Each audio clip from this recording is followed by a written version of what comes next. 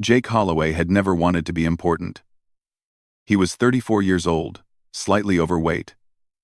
And he had spent most of his adult life studying how different cultures solved their problems. Back on Earth, he had lived in small villages in Asia, sat with tribal elders in Africa, and learned fishing techniques from communities in South America. He was an anthropologist. His job was to watch, to listen, and to understand. Nothing more. So, when the Galactic Coalition offered him a position as a cultural observer on one of their starships, Jake had said yes without thinking twice. It was the opportunity of a lifetime. Humanity had only joined the Coalition 18 months ago, after the Vethkai made first contact with Earth. The universe, it turned out, was full of intelligent life. Dozens of species had formed the Coalition over thousands of years. They traded with each other, protected each other, and tried to keep peace in a galaxy that was often violent and dangerous. Jake was one of the first humans allowed to live and work on an alien vessel. His assignment was the Starward Drift, a diplomatic cruiser that carried supplies and personnel between Coalition worlds. The ship was crewed mostly by two species. The Vethkai were insect-like beings, about 4 feet tall, with 6 limbs and compound eyes that saw in every direction at once. They were quick, intelligent, and they communicated through a mix of clicks and whistles that Jake was slowly learning to understand. The Orani were completely different. They were tall, nearly 8 feet, and their bodies were made of living crystal that glowed with soft inner light. They spoke rarely, but when they did, their voices sounded like wind chimes in a storm. Jake liked both species. He found them fascinating, but he also felt very small and very human among them. His quarters on the Starward Drift were modest: a bed that was slightly too short, a desk with a computer terminal, and a viewport that looked out at the endless stars. Jake spent most of his time in the observation lounge, a large room with curved windows that offered a wide view of space. He would sit there for hours, drinking the terrible synthetic coffee that the ship's food systems produced, watching the crew go about their work. He smiled at everyone. He asked questions that probably seemed stupid. He told jokes that never translated properly. The Vethkai found him amusing. The Orani found him confusing. But everyone agreed that the human was harmless. Jake was fine with that. Harmless was exactly what he wanted to be. The Starward Drift's current mission was supposed to be simple. They were escorting a convoy of 3 cargo ships through the Keldara Nebula. The cargo ships carried medical supplies and food for a Coalition colony that had suffered a natural disaster.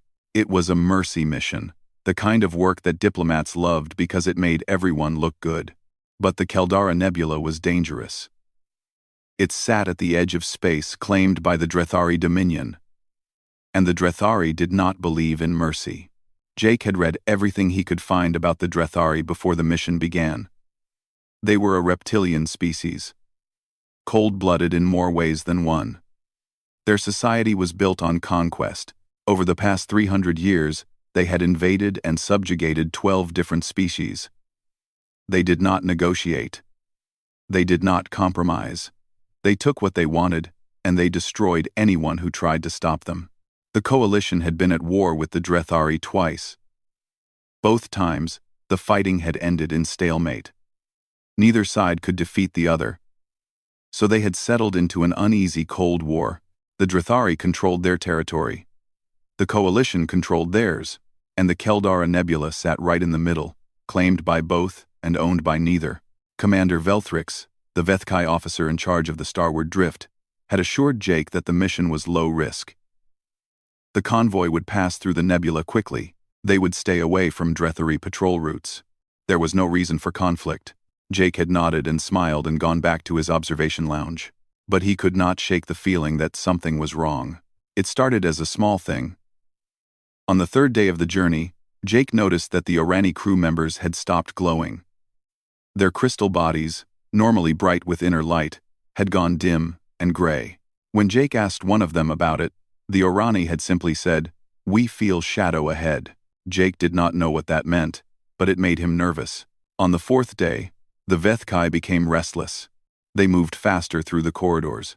Their clicks and whistles took on a higher pitch. Commander Velthrix spent more and more time on the bridge, staring at sensor readings that Jake could not understand.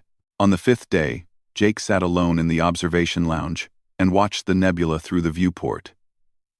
The Caldara Nebula was beautiful, in a haunting way. Great clouds of purple and red gas stretched across space, lit from within by distant stars. But there was something else out there too. Jake could not see it, but he could feel it. Something was watching them. He did not know how he knew this.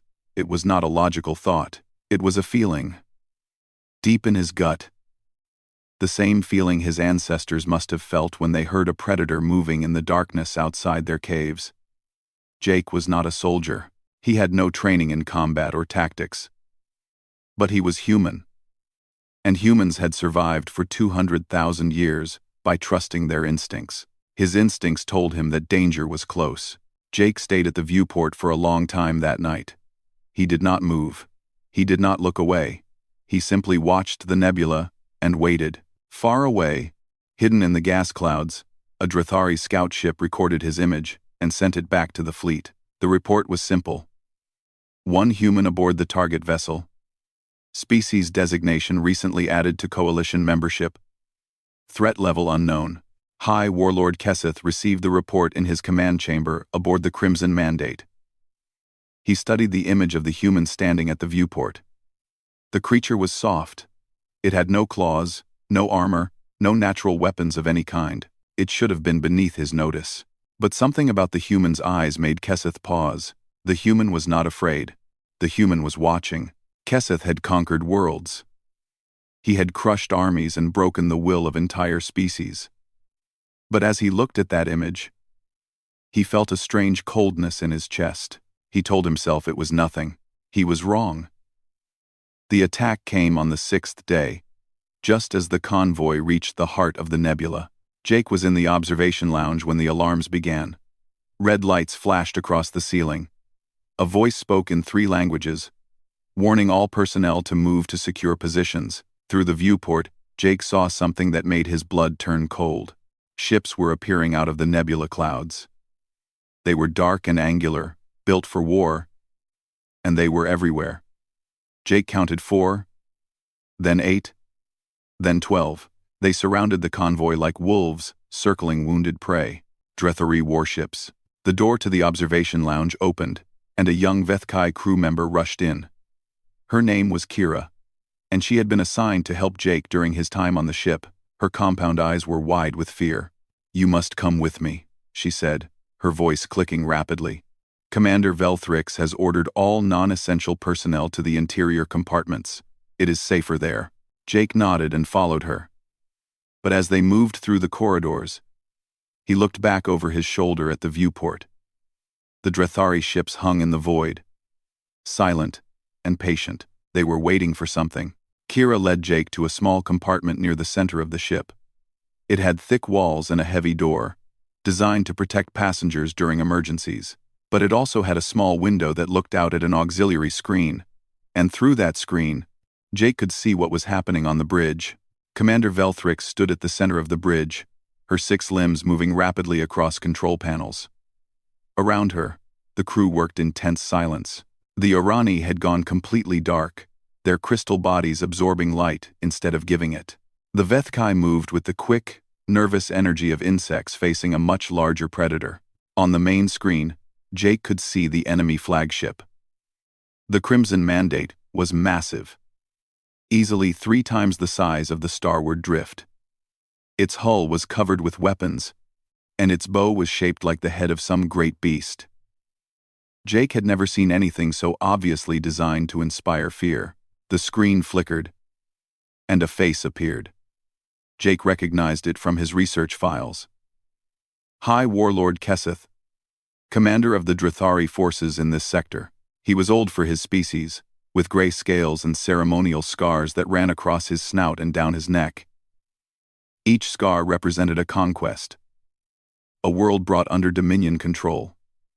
Keseth had many scars. The warlord spoke in the common trade language that most coalition species understood. His voice was deep and cold, like stones grinding together. "Coalition vessel, you have entered Dominion space. Your cargo belongs to us now. Your crew will surrender and submit to processing. Resistance will result in the destruction of all ships. You have 1 hour to comply. Commander Velthrix responded calmly, though Jake could see her antennae trembling. Hi, Warlord. We are on a humanitarian mission. Our cargo is medical supplies for a civilian population. We request safe passage under the terms of the Neutral Corridor Agreement. Kesseth made a sound that might have been laughter. The Dominion does not recognize your agreements. Your hour begins now. The screen went dark. Jake watched as the bridge erupted into controlled chaos. Officers sent messages to the convoy ships. Engineers checked weapons and shields. Communication specialists tried to reach coalition reinforcements, but they were too far away. Help would not arrive for at least 6 hours. They did not have 6 hours. Jake should have been afraid. He knew this. Any reasonable person would be terrified in this situation. But as he stood there, watching through the small window, he felt something strange instead. He felt curious. The Drethari were fascinating. They had built an empire through violence, yet they followed strict rules and rituals. Kesseth's scars were not just trophies. They were a record, a history written in flesh. The warlord was proud of what he had done, but he was also bound by it. Every scar was a promise he had made to his people, a vow to continue conquering until the galaxy belonged to the Dominion. Jake wondered what would happen if the Drethari ever stopped conquering. Would they know who they were anymore? He did not realize that his face was visible on the auxiliary screen. He did not know that the camera in the observation lounge was still active, feeding his image to the bridge, and he certainly did not notice that, during the entire conversation with Kesseth, the warlord's secondary eyes had kept drifting to the background of the transmission. Drethari had 4 eyes. The primary pair faced forward and handled most visual tasks. But the secondary pair, set higher on the skull, were specialized for threat detection. They tracked movement, identified danger, and warned the Drethari brain when something required attention. Kesseth's secondary eyes had locked onto Jake the moment the transmission began. The human was standing in the background, barely visible, watching the screen with an expression that Kesseth could not understand. The creature was not running. It was not hiding. It was not showing any of the fear responses that Kesseth had seen in 100 conquered species. It was just watching. Watching him. Kesseth ended the transmission and turned to his second-in-command, a younger Drethari named Voss. "The human," Kesseth said. "Tell me about the human." Voss checked his data terminal. "A civilian observer, my lord. Species designation, human. Homeworld, Earth. Coalition membership, 18 standard months. The species has no significant military capability. They are considered a minor addition to the coalition." Kesseth nodded slowly. "And yet, that one does not fear us." Voss looked at the screen where Jake's image had been captured. "Perhaps it does not understand the situation, my lord. Humans are said to be a young species. Perhaps this one is simply too ignorant to know it should be afraid." "Perhaps," Kesseth agreed. But he did not believe it. He had seen fear in many forms. He had seen brave warriors tremble when they realized defeat was certain. He had seen leaders beg for mercy when their worlds burned. Fear was universal. Every intelligent species felt it, even if they expressed it differently. The human had shown no fear at all. Kesseth pulled up the image again and studied the human's face. Soft features, small eyes, no natural weapons. The creature should have been beneath notice. But those eyes, those small, steady eyes, watching him with something that looked almost like patience. Kesseth had not felt uncertainty in decades. He felt it now. "Increase surveillance on the human," he ordered. "I want to know everything it does, everything." Voss bowed and left to carry out the order. Kesseth remained on his command throne, staring at the image of Jake Holloway. The human stared back. The hour passed without attack. This was the first strange thing. The Drethari were known for their precision. When they said 1 hour, they meant 1 hour. But when the deadline arrived, nothing happened. The warships remained in position, their weapons charged but silent. The Crimson Mandate made no further contact. Commander Velthrix did not know what to make of it. She had prepared her crew for destruction. She had recorded final messages for their families. She had done everything a commander was supposed to do when facing impossible odds. But the enemy did not fire. 2 hours passed. Then 3. The Drethari just waited. Jake had grown tired of sitting in the secure compartment. The walls felt too close, the air too stale. He asked Kira if he could return to the observation lounge, and she had agreed, though she looked at him strangely. "Are you not afraid?" she asked him. Jake thought about the question. "I suppose I should be," he said. "But being afraid won't change anything. If they're going to destroy us, they'll destroy us. Sitting in a dark room won't stop that." Kira's antennae twitched in confusion. "But in a dark room, you would not have to watch it happen." "Maybe," Jake said, "but I'd rather see what's coming than hide from it." He walked back to the observation lounge and stood at the viewport, looking out at the enemy fleet. The nebula clouds swirled behind the warships, painting them in shades of purple and red. It was beautiful and terrible at the same time. Jake crossed his arms and watched. He did not know that every optical sensor on every Drethari ship had turned toward him. On the Crimson Mandate, High Warlord Keseth stood before a wall of screens. Each screen showed a different angle of the human. Cameras from scout ships, sensors from weapons platforms, even the main telescope of the flagship, normally used for targeting enemy vessels, had been redirected to focus on one window of the starward drift. The human had returned to the observation lounge. The human was watching them again. Voss stood beside his commander, growing more confused by the minute. "My lord, the deadline has passed. Why do we not attack?" Keseth did not answer immediately. He was studying the human's posture. Arms crossed, weight balanced, head slightly tilted. The creature was not pacing, not fidgeting, not showing any of the nervous behaviors that trapped prey usually displayed. It was simply observing. "Have you read the intelligence reports on humans?" Keseth finally asked. "Yes, my lord. They are a primitive species. Their homeworld is small and damaged. They fight among themselves constantly. They have no empire, no significant territory. No fear," Keseth interrupted. "The reports say they have no proper fear response." Voss hesitated. "With respect, my lord, all species feel fear. It is a survival mechanism."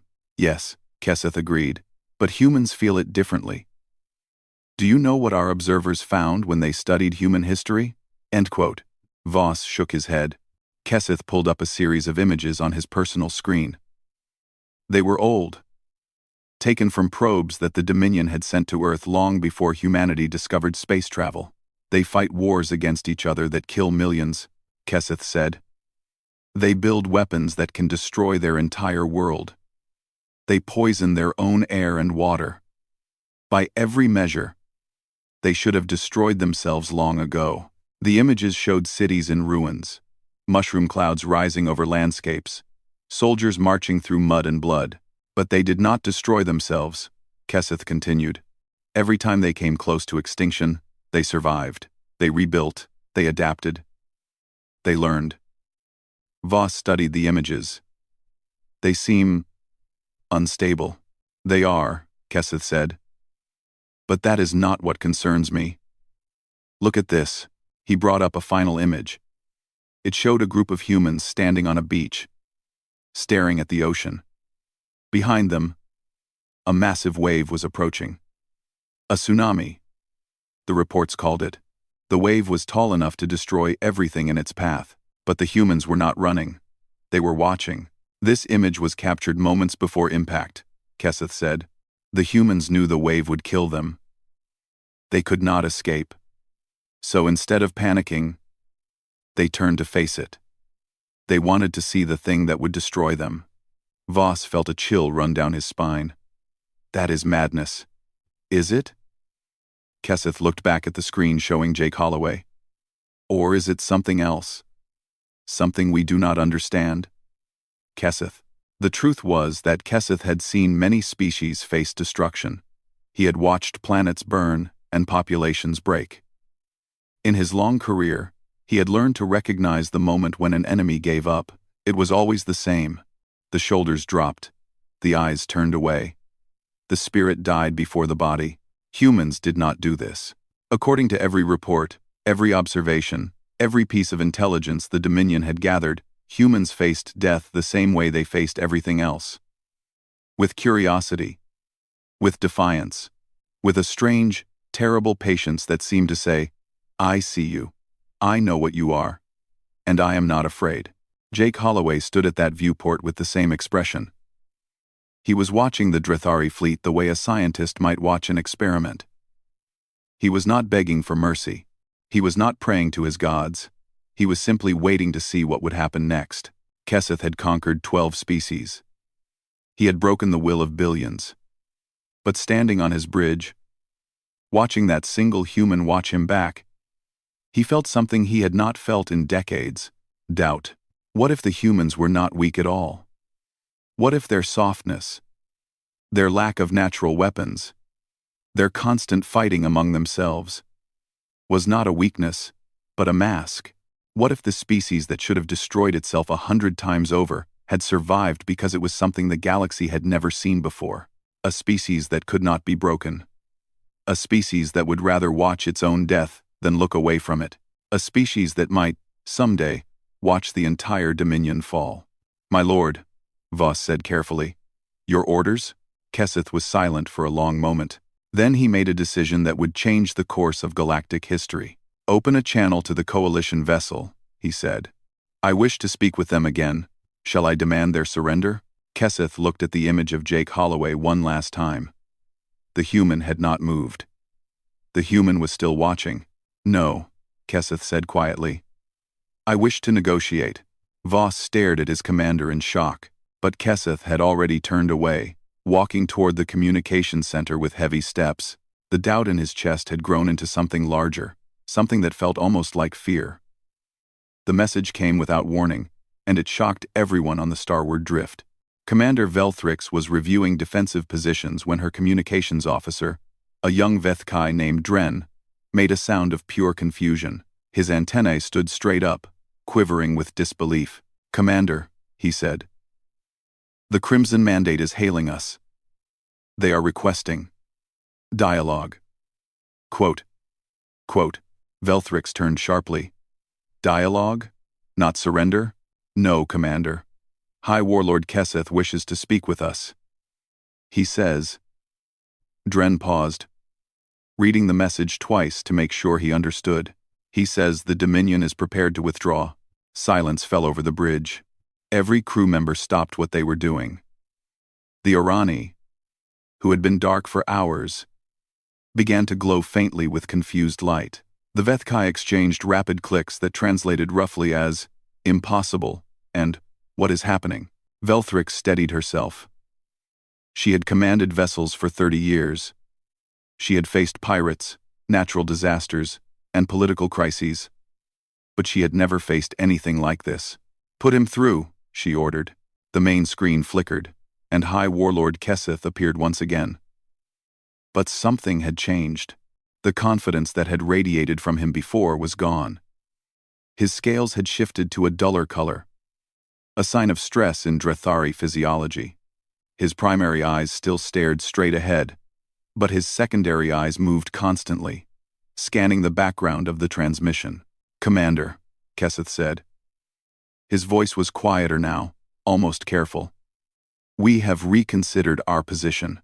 Velthrix did not trust this. "And what position would that be, Warlord?" "The Dominion will allow your convoy to pass. We will withdraw our forces from this region. In exchange, we request dialogue. A meeting. To discuss matters of mutual interest." "What matters?" Keseth hesitated. His secondary eyes flicked to the background again, searching for something. "We wish to understand your coalition better," he said finally. "Specifically, we wish to understand the humans." Velthrix's antennae lowered in confusion. "The humans? Why?" "That is what we wish to discuss." Before Velthrix could respond, she noticed where Keseth was looking. His secondary eyes were fixed on a specific point in the transmission background. She turned and realized, for the first time, that Jake Holloway was visible through the open door of the bridge. He was standing in the corridor, watching. Velthrix looked at the human, then back at Kesseth. The warlord's secondary eyes had not moved from Jake. "Warlord," she said slowly, "are you telling me that you are withdrawing because of one human civilian?" Kesseth did not answer the question directly. "We have been observing your vessel," he said. "We have noticed that you carry an observer. A watcher. A watcher. His name is Jake Holloway. He is an anthropologist, a scientist who studies cultures. He has no military training or authority. That is what your records say. That is the truth." Kesseth made a low sound in his throat. "Then why does he watch us as though he knows how this will end?" Quote. Velthrix turned to look at Jake again. The human was leaning against the doorframe, arms crossed, observing the conversation with mild interest. He did not look like a threat. He looked like a man waiting for a bus. "Mr. Holloway," Velthrix called out, "please come to the bridge." Jake walked forward, surprised to be addressed. He had been trying to stay out of the way, as he always did. But now, every eye on the bridge was fixed on him, and through the screen, so were the eyes of the most feared warlord in the sector. "Hello," Jake said awkwardly. He gave a small wave to the screen. "I'm not sure what's happening here." Kesseth leaned forward. His secondary eyes finally stopped moving, locking onto Jake with unsettling intensity. "You are the Watcher," Kesseth said. "It was not a question. I'm an anthropologist," Jake corrected. "I study cultures. I observe how different species solve problems and organize their societies. That's all. You have been watching us since we arrived." "Well, yes, you're interesting. I've never seen Drethari ships before. I wanted to understand how your fleet operates." Kesseth's scales rippled, a sign of deep unease. "You are surrounded by warships that could destroy you in moments. You have no weapons, no defenses, no way to escape. And you find us interesting?" Jake considered this. "I suppose so, yes. Fear wouldn't help me survive. But understanding might." The bridge fell silent. Commander Velthrix stared at Jake as though seeing him for the first time. The Vethkai crew stopped their clicking. Even the Orani seemed to pulse with new light, reacting to something they sensed in the air. Kesseth spoke again, his voice barely above a whisper. "In 300 years of conquest, we have never encountered a species like yours. Every world we have taken, every people we have broken, they all share one thing. When they face certain death, they look away. They submit. They break." He pointed at Jake through the screen. "You do not look away. You do not submit. You stand there, powerless, and you watch us as though you are the one in control." Jake frowned. "I'm not in control of anything. I'm just a civilian. That is what makes it terrifying." The word hung in the air. Terrifying. A high warlord of the Drethari Dominion had just admitted that a single, unarmed human terrified him. "We did not know," Kesseth continued, "that the humans had sent a watcher. If we had known, we would not have engaged. The Dominion has no interest in conflict with your species. Not yet. Perhaps not ever." Jake looked at Commander Velthrix, completely lost. "I don't understand. I haven't done anything." "That is exactly the problem," Kesseth said. "You have done nothing. You are nothing. A soft, fragile creature, with no power, and no protection. And yet you look at me, a warlord who has crushed worlds, and you are not afraid." He paused, and when he spoke again, his voice was heavy with something that sounded almost like respect. "What does your species become when it is truly threatened? What happens when humans have something to fight for? We have studied your history. We have seen what you do to each other, and we have decided that we do not wish to find out what you would do to us." The transmission ended. On every screen, the Drethari fleet began to move. One by one, the warships powered down their weapons and turned away. The Crimson Mandate was the last to leave, its massive bulk disappearing into the nebula clouds like a predator retreating from something it did not understand. The convoy was safe. Jake stood on the bridge, surrounded by aliens who were staring at him with expressions he could not read. "What just happened?" he asked. No one had an answer. The debriefing took 3 weeks. Coalition intelligence officers came from 6 different worlds. They interviewed every crew member on the starward drift. They analyzed every transmission, every sensor reading, every fragment of data from the encounter.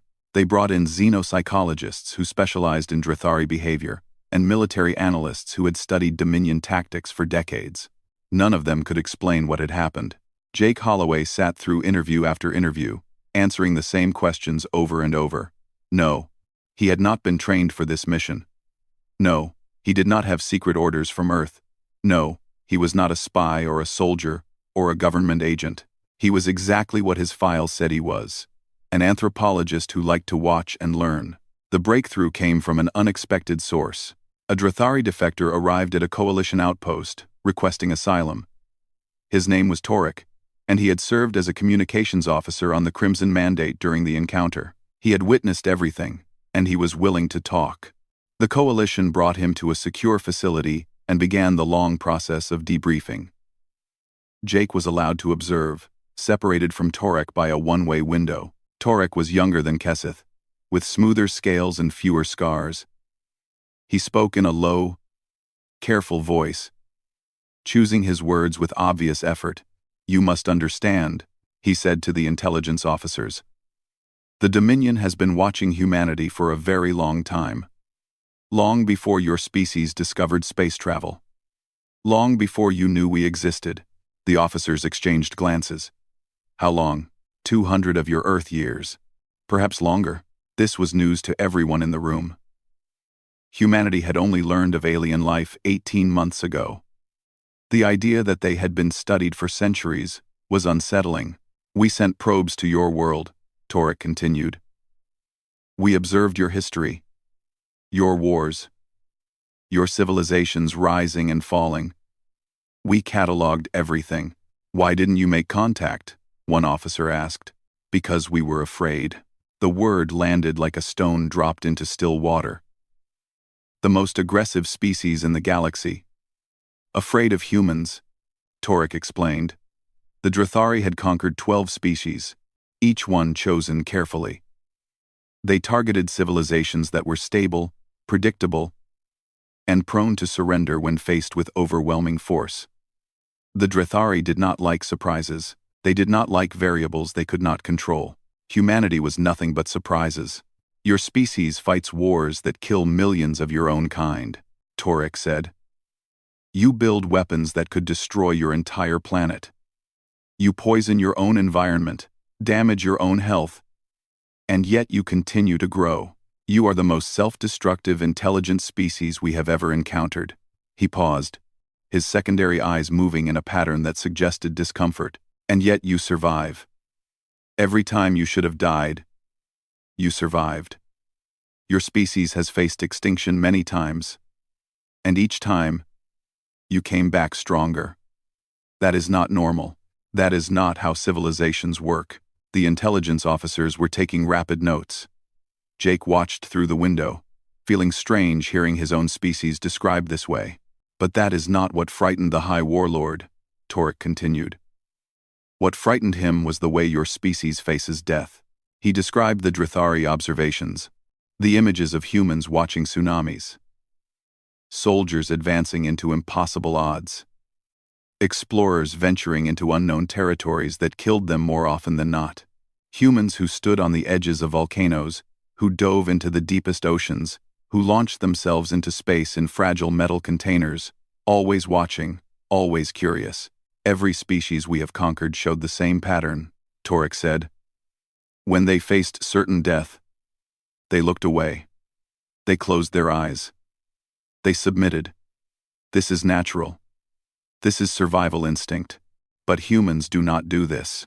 He looked directly at the window where Jake was watching, as though he knew the human was there. "Humans face death with open eyes. They watch. They observe. They want to understand, even if understanding will not save them. And that is something the Dominion does not know how to fight." The room was silent. "When High Warlord Keseth saw the human on your vessel," Torek said, "he saw everything he feared. A creature with no weapons, no power, No hope of survival. And yet it stood there, watching him as though it had already won, as though it knew something he did not. Jake remembered standing at the viewport, arms crossed, watching the enemy fleet. He had not felt brave.